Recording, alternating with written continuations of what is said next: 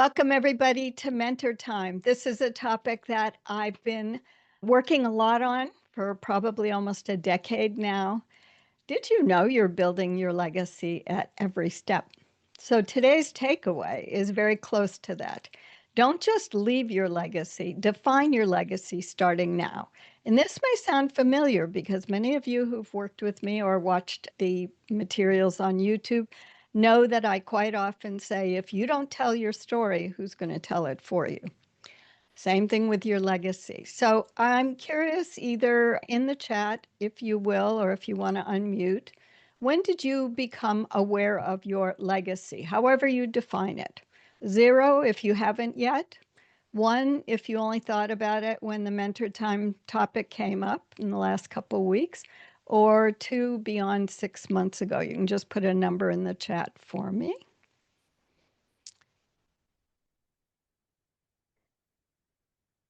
2. Okay, great. I'm glad to hear that. I know some people have been, partly because of being very involved professional development followers and attending Mentor Time, and other topics are taking care of theirs. What I usually hear from people, and what's all over anytime you search on legacy for definitions or examples, people will say, legacy, I'm not ready to retire yet. Don't put me out on a beach. This one, legacy comes after you're dead. I happened to watch an interview with Michael J. Fox, the actor who has Parkinson's disease. And he basically said something like, legacy only comes after you're dead, and it's what other people say about you. Great. That's his philosophy of it.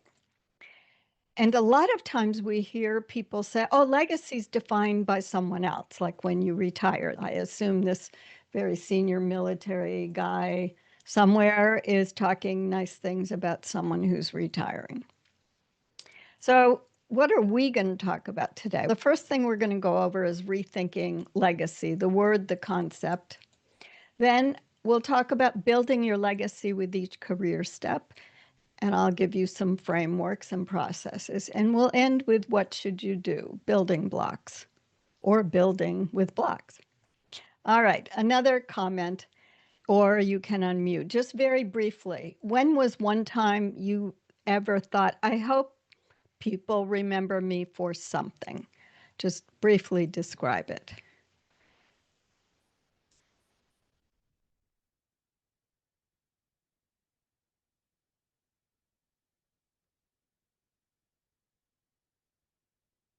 I think about that too when I think about my time especially in Peace Corps. Like, I hope that people think about the things that I tried to do with the community and like that as a long-term impact on the community. I love that. And so in Peace Corps, in many situations, you brought a set of skills. You worked with people to make something better in life. And so how long ago was that, do you think? When were you in Peace Corps? I don't think I ever Uh, asked you that. that was '07 to '09, getting Yeah. towards 20 years ago. Yeah. No, that's good. I was Yeah. just curious because, yeah, I'm sure everybody has flashes at times of years later after moving. Oh, I wonder what our old neighborhood's doing, or I wonder if the kids remember I used to let them come in our yard and swing, or whatever. All right, so let's rethink legacy. It's nice if you can retire and sit on a beach, if that's what you want to do. But legacy is not what people think only happens in later in life. It really is our impact. It's how we're continuing to make things better for us in public health, improving something. So let me tell you a story about Sue Griffey. Actually, it was Sue Brecken in 1999. Don't you love my cell phone with that long antenna? And I wrote, this never got out of draft. I wrote a training evaluation handbook with Susan Blake. We'd done some observation research together and we're testing it out. So I left it with Jopaiga when I left a few years later, and I knew that there were parts of it people would continue to use. I had trained a lot of the evaluation staff and also the program officers and health experts that worked there. And here I am, 2013, almost 15 years later. This is me when I got an email from someone I had hired who's become a good friend. And Barbara sent me an email saying, Sue, we used your handbook in this clinical observer training that we put together. And I thought, oh, great. I don't think I ever thought about it unless I saw it on my long CV, because it's one thing's on my CV. But I thought, like you, Peter, with Peace Corps, you think about it, you did what you could, and then moved on for whatever reasons. That was very nice that she told me about it. So when we think about legacy, for me, it's very laden and it's very limiting, outdated, because it doesn't really reflect both in the connotation, which is late in life of some kind. It's really much more about impact. Early in COVID, in mid 2021, LinkedIn showed me a post at the time. Siboney and I were just getting connected because someone who had taken the course had referred her to me. She had written this post, and immediately I emailed her and said, I want to be able to use this because I've not run into someone. She was a mid career professional, still pretty young in her career, on the young side of mid level. And she talked about thinking about impact and legacy, not the words you usually hear from someone in their 30s and 40s.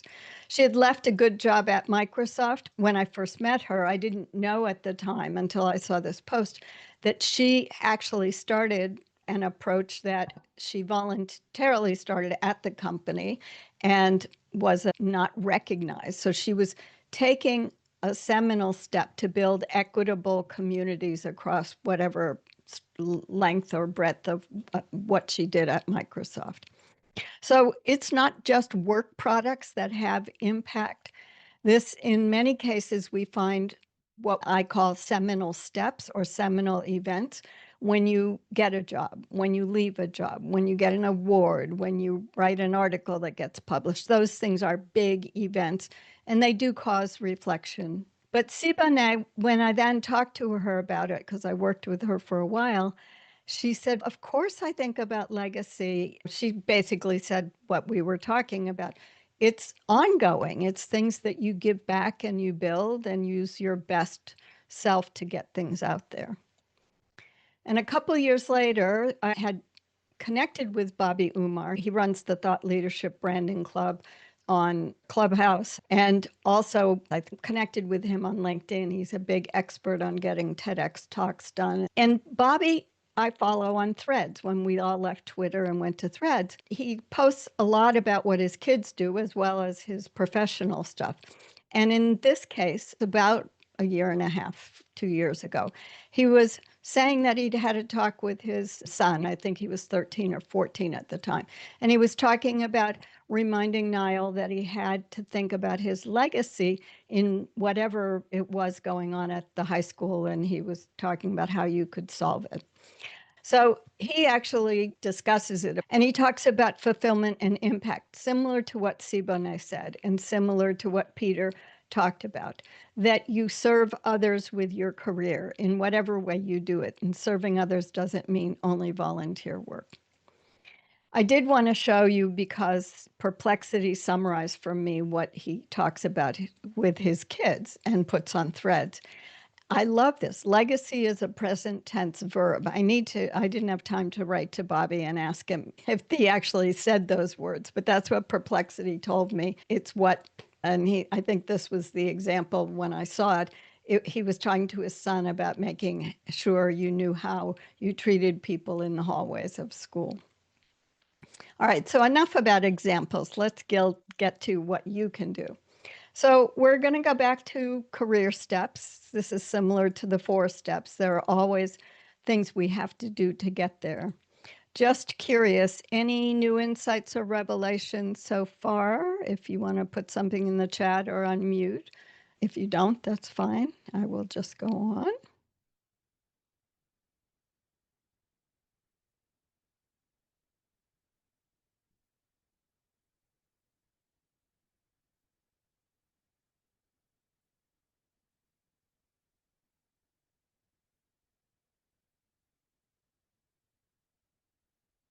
Are you okay?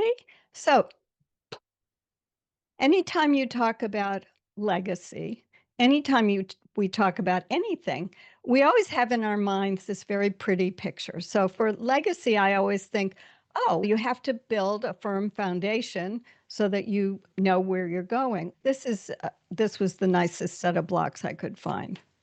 But in actual fact, when I started examining it to put this together, I thought, no, it really looks like these Legos. There's a few different interlocking pieces and different building blocks in different stages, which is similar to what happens in our career. One time we do a set of activities, another time maybe it's the big tower. Suddenly you're at a long-term job for several years and you're building even more. But eventually, and these are not in Lego, these are in wood, but eventually it begins to take shape. It has a solid foundation, but you can see they're not all on the same kinds of blocks and they're not building all in the same way. So there's patterns that start after this. And this will feel very similar to what we've talked about when we talk about self-reflection as well. So I thought, what would be helpful to you and helpful to me because I realized how I was trying to figure out how to tell you all what I think I do. I'll tell you about the 4 steps of going from reflection to identifying your impact. The first is reflection, and it may be happenstance because someone says something to you or you're writing something and thinking, oh, this is familiar. I wrote almost the same thing 5 years ago. I had no idea to ever use it again. It can be deliberate, like the semi-annual CV updating when we hold those co-working sessions, or it can be you deciding as you're applying for a job to not just pull out the latest resume, but step back and take a look at what happens to you. The next is, these are more formal words than I met them, categorization. But by that I mean you end up with a lot of examples and you have to decide, okay, is this part of my technical work? Is this part of project management work? Is this a one-off where I only did it once, but then what's the transferable skill there or the impact there? And then the last 2 define the through line. This is seeing the continuity from as you're building a foundation, and that blocks had a tower, it had a little arch of a bridge, and it wasn't a uniform design like the pink and white blocks, the wooden blocks I showed you. So the through line may show you where you're making different kinds of choices at forks in the road or lefts and right turns, whichever analogy you want. And finally, identifying the impact. And by this, I don't mean that everything you do is huge impact capitals. I had so much impact, everything changed, and everybody has clean water now. Yeah, probably not. But the way in which I want you to start thinking about this is a framework. Now, this is something I put together that looks more towards the way in which you start to categorize what you're doing. And I'll show you and walk you through this 4 quadrant framework so that the story doesn't get lost and so that you are able to define, even for your family, what you've been doing so that they can adequately reflect it for you. So I called each of these life work, life home, life health, life helping. I wanted all H's, but I didn't get them for work. So let's go through each of the puzzle pieces quadrants because they're all interlocking. So life home, what do you want to be known for in your home life? Because the one thing that happens in legacy that gets talked about at work when people retire is it's monolithic. It's, oh, yes, Peter was an excellent worker. We could rely on him, send him off at a moment's notice. And they haven't talked about your family and the effect on your family or whatever. Life helping is all of the ways we donate, create, and contribute to community helped. So the things that you've developed, deliver, donate, those D words maybe. What do you want your community, however you define that community or multiple, to remember and say about you? For life health, it's really about making sure that things that are invisible to most of us get transmitted, especially where there's health issues for your kids, your grandkids, biological, adopted, other relatives, but also things that you don't even think about. And we've had several cases in our family where parents died before we had a chance to ask them some questions about why some of us have X and Y. Luckily, not drastic, but it would be nice if they were still alive. And life work, I left this for last because, in many ways, that's where people think legacy resides.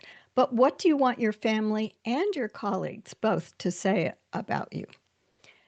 So, as we think about this, just at this point, tell me 0, 1, or 2, and no value judgment. The way you want to judge it is up to you. Is this useful for you? Nope, not right now. Is it somewhat? Is it very? Just curious where you're at. And I'll put mine in the chat.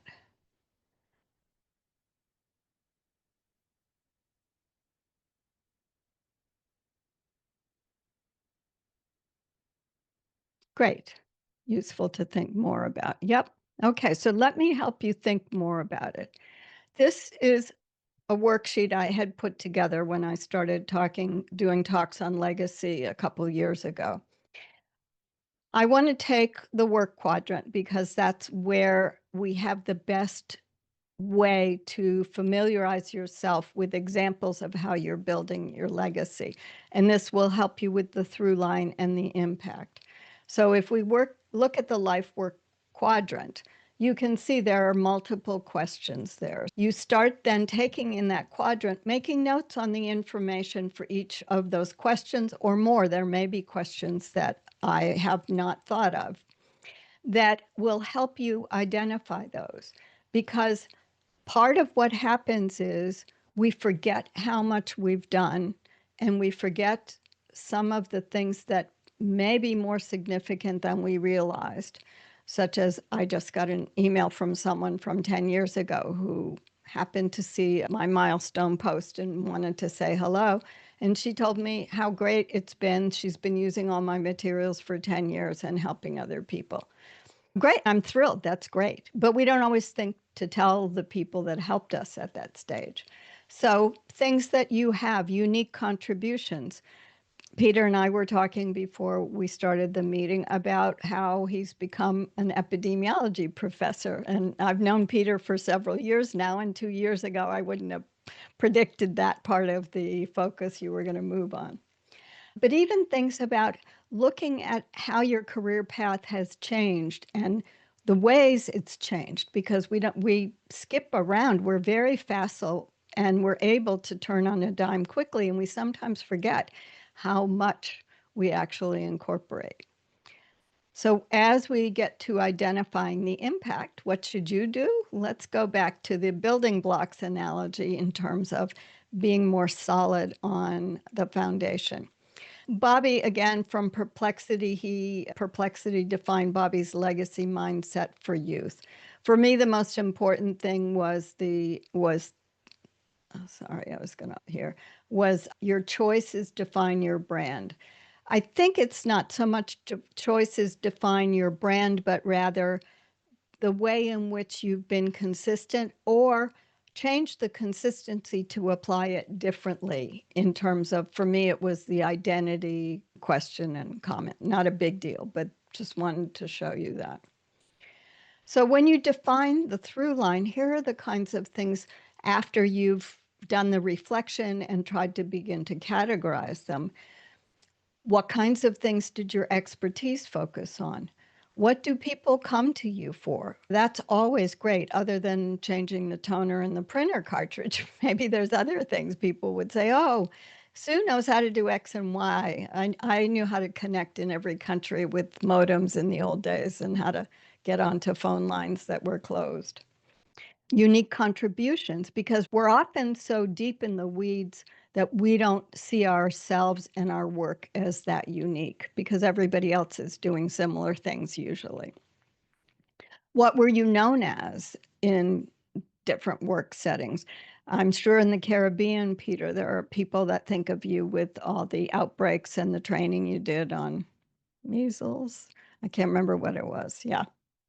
And as I said earlier, it really is important that we reflect on our career paths, how the thread of that has changed over time. That's why I often talk about weaving the golden threads. Oftentimes, there's several that are the way in which, Peter, the cohorts you're affecting, what you're doing now with the newer groups based on what you did a year and a half ago, but everybody's benefiting and how that's spreading as well. And when we get to impact, again, I think the important thing is identifying your uniqueness. And this goes along with what I tell people, don't undersell yourself. Make sure you realize how unique you really are, how the thread of your career paths have changed. And think about the insights you have, because sometimes the insights are your legacy. Other times they lead you to a category of legacies. You can tell because I've given no examples from myself. It's very hard to do this and show you, oh, this is what a nice packaged up legacy is. But that's why I gave you Siboney's actual words, and in the references you'll see the link to the post, in case you want to look at what she walked through, some thinking that she was doing and how she did that. So for those who might be a little skeptical, and I don't blame you, you're going to say, Sue, why do this? I know what my impact is. I know.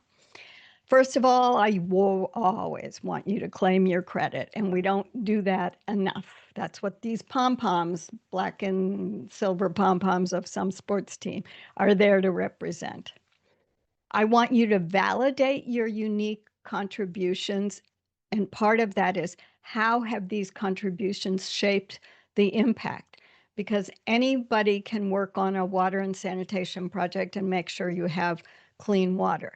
Not everybody's an effective health educator, for example, to get people to understand why they need to clean their water before they drink it. Those are the kinds of things that are shaping your impact. And what we don't do often enough is develop the larger story of our impact, your legacy. So your legacy is really the impact that you're building bit by bit. But just to mention this again, impact doesn't have to be some major Nobel Prize winning contribution or article published in Nature or some big award from your company. It's probably going to be a lot of easier, shorter things to think about. So the takeaway again, don't just leave your legacy, define your legacy, number one, so that you tell your story and your impact and you claim your credit. But I want you to do it from starting now. So I will stop there and see if anybody has any comments or thoughts. Yeah, Sue, this is an interesting topic. I don't really think a lot about defining my legacy, but I like a lot of what you said about the one person said it's the active daily pursuit. And I agree, maybe daily is a little too is a little too much on that. But thinking about, am I being seen as I want to be seen and perceived and all of that? And I think that's really good, especially when you think about how you treat others and not just your immediate coworkers and team, people that you see every day in the hallway and the secretary and the janitor or whatever, the parking lot attendant or whoever. So thinking about all those things of how people see you and I like that you were talking a little bit about how family sees you too, because I think it's easy for family to, maybe my immediate family has a okay idea of what I do, but I'm sure in a lot of respects they don't, other than he goes to weird countries. He probably helps people there, and it's probably health related. Thinking about, oh, they probably don't really know. Yeah. And just thinking about, and even things that happened a long time ago. I mentioned Peace Corps, and that's 20 years ago, and not necessarily what I think about when I now tell people what I do and how okay, now I'm teaching epidemiology, but what did I do going back. So it's really good to think of that more long term and think about, okay, so where have I been and where do I want it to go and end up? So really interesting to think about. Thank you, Peter. That's exactly why I wanted to talk about this topic because we do get caught up in day to day life, but we also are very reluctant to tell ourselves and tell other people what great impact we've had. And Yeah. this, at least, I think, will also make you more receptive to hearing people tell you why you're unique. Because I think some of that gets lost, especially I think about you like going to Micronesia. That's not a place most people have gone. You and I know a lot of friends and colleagues that are consultants in different countries and continents. But Micronesia is not a place most people get the opportunity to work in. I think about how that the fact that now for a year and a half you've been going out there, you have built up from the way you work a way that people feel comfortable and trust you. Yes, when you walk in the door to a new country, like when you're going to start in Guam, you're going to have to build up some trust, but you come with a certain amount of credibility for a, and this isn't a value judgment, a short workshop, 1 week, 2 week, that kind of thing. You, I think this is seminal for you and seminal for them as well in terms of this particular pivot you've made in your career.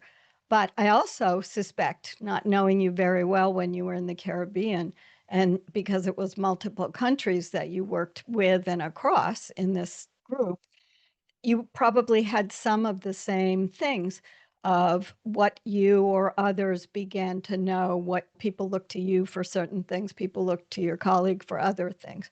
So it's at least a way to get you thinking about it. And I love that you mentioned the family because I'm sure we all have the stories of my grandmother. When I went to live with my first husband, we weren't married. I was just leaving and going overseas to live with Frank in Turkey. And she told my mother, I don't know how Susan's going to do living with those heathens in mud huts.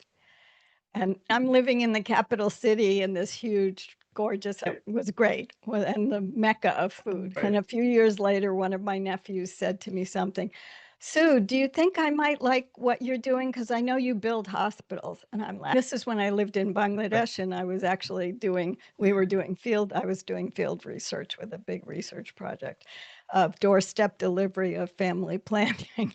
Yeah, you're laughing because I'm sure you have the same kinds of comments from your Yep, family. exactly. Yeah, Exactly. yeah. Even in COVID now, my sisters still they know better a little bit of what I do, but they don't really Still get not. it. Yeah. Yeah. I appreciate your thoughts, and I will just show you. So here's the link to Siboney's post, and I'm happy to share more on the summaries of what Bobby Umar has done. I actually met him in person last summer in Detroit, and we all met him at lunch and then spent some time together. But at lunch, I said to him, really impressed me that you're talking to Niall, who was 13 or 14 at the time, about legacy. We had a little chat then about it, and I still associate him with one of the few people that's ever brought up the topic. He and Siboney. That's how rare it seems to be. There's a few experts on it, but not a lot in terms of taking it forward. So I look forward to hearing more from you about how life's going the next few weeks. And next time we chat, you can tell me what you figured out for your legacy if you have time to do it along the way. Thanks for coming.